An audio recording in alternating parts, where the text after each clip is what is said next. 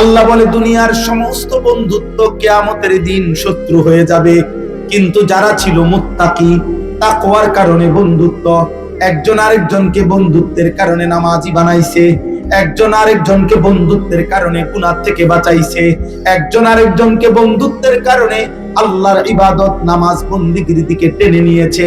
আল্লাহর কসম, আল্লাহ বলে তারা হাসরের দিনও বন্ধুই থাকবে।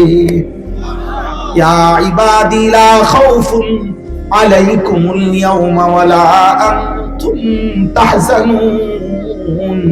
আল্লাহ তাআলা ওই বান্দাদেরকে, ওই বন্ধু সহ নেককারদেরকে বলবে, আজ তোমরা কোনো ভয় করো না, কোনো চিন্তা করো না।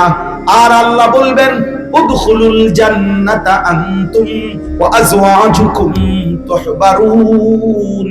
নেক কাজের সঙ্গী বন্ধুরা প্রত্যেকে প্রত্যেকের বন্ধুকে নিয়ে হাত ধরাধরি করে জান্নাতে ঢোকো।